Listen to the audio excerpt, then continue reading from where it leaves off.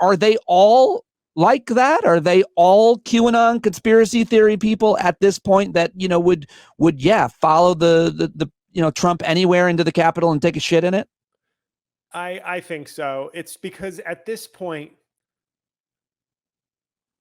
and I watched this documentary series on Peacock, which was okay, but it's called Shadowland, and it followed a bunch of people sort of in the QAnon MAGA adjacent movement.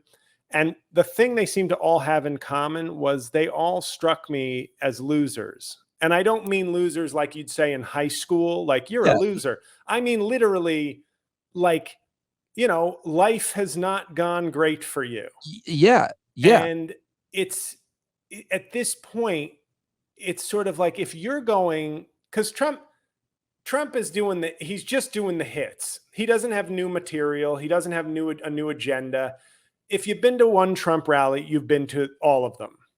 And yet for him to be able to get thousands of people still in some random place to promote a Senate candidate or whatever, and have people sit there for like 90 minutes just to be part of it, it really feels like, and I use this example with respect, but sometimes you have conversations with a lonely older relative.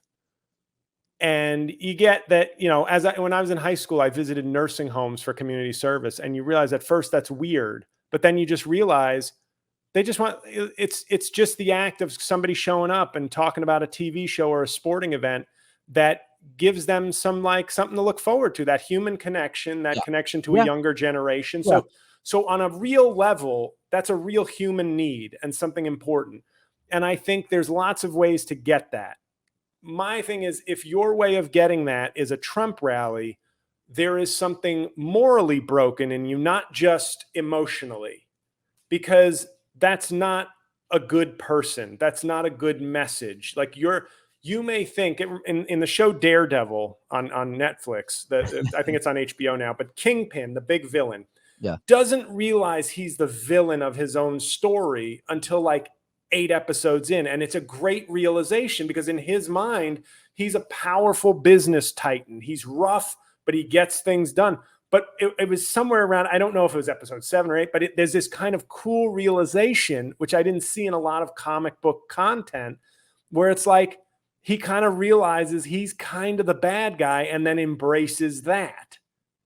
But at first he doesn't quite, in his perspective, he's doing X, Y, and Z because that's what that's his goal or mission, and he feels like it's justified.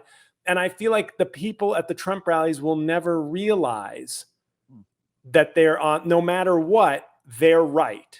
They are on the right side of history and morality, and they're not at all, but their moral compass is broken, and a lot in their lives is broken. And I think the bigger the loser, the less malfunctioning your moral compass has to be.